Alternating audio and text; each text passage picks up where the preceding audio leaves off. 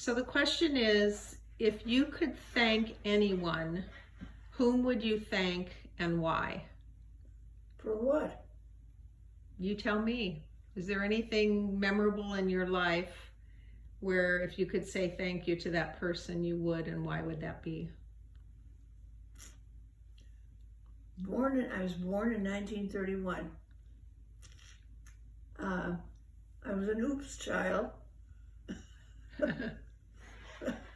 I was a conception oops. Uh-huh. I was an injured child at birth, with birth defects.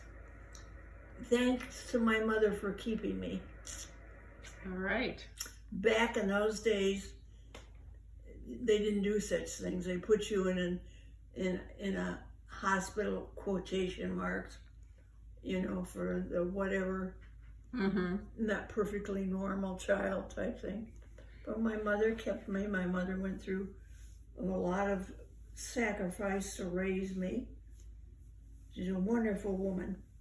So because we haven't talked about this before, maybe we should add to this question what your birth defects were and the things that your mother had to do for you to make it so that you were okay in life.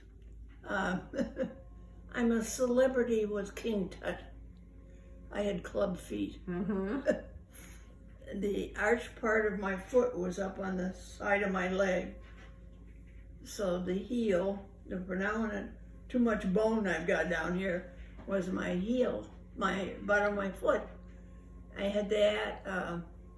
I've got a little finger that's birth defect, but it's fine. It's very strong, and it's wonderful to hang keys on.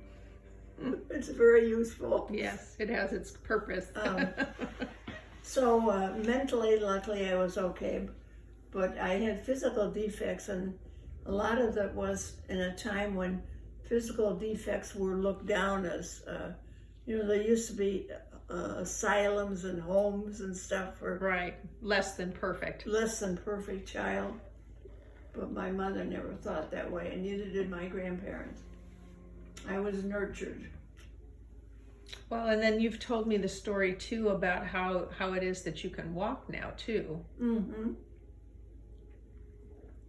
My mother's doctor, when I was born, told my mother that he knew of a doctor who had a new way of correcting clubbed feet.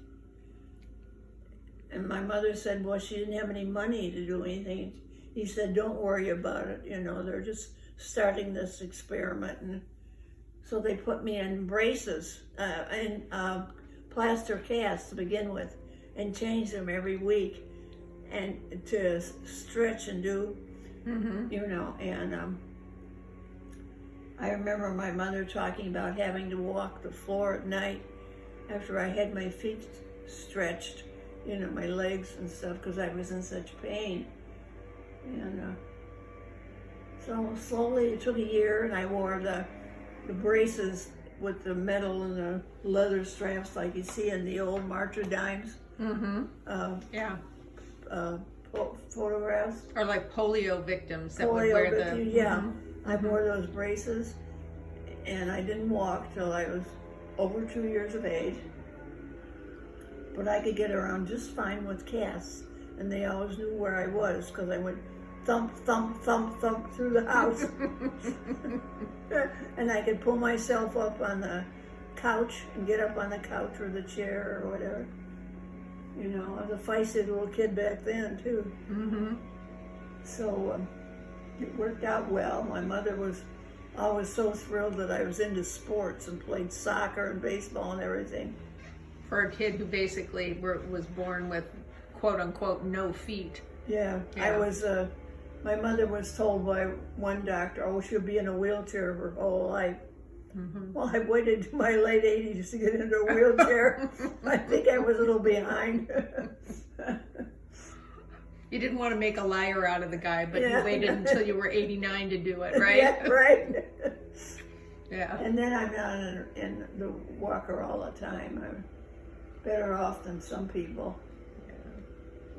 So how did you pay for it, or how did Grandma do that? Or He did it for nothing because it was a new experiment. Oh, okay. It was a new procedure.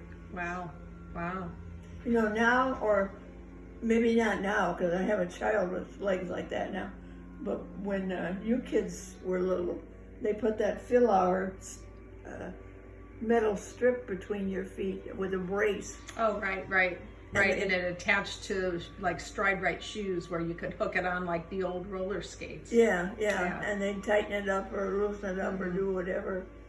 So, but now they don't even use that, you know. Right. Well, I remember Laura Cayley, but hers was hips. Yeah. So, but they had her in a body cast from the waist down, except for so that she could pee and poop because obviously she was a baby. Yeah. And her legs were held with a metal bar. Yeah. In a certain orientation. Fill-hour brace or something it was called. Yeah. Yeah.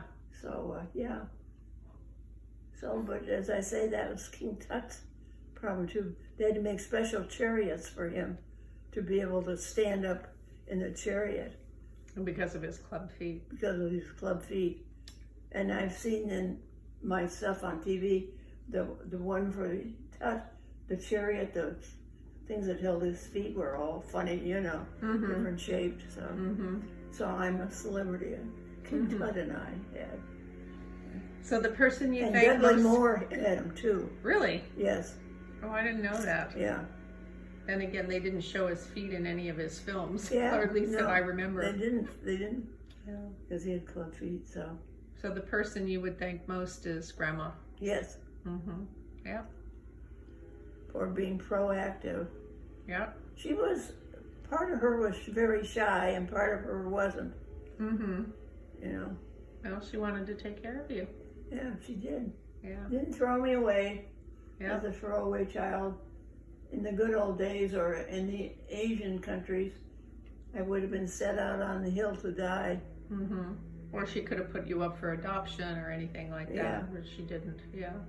They would have put me in a cripple house, asylum. Because no one would want to adopt you, right? Yeah, Yeah. yeah. Okay. So here I am today. Yay, Momsy.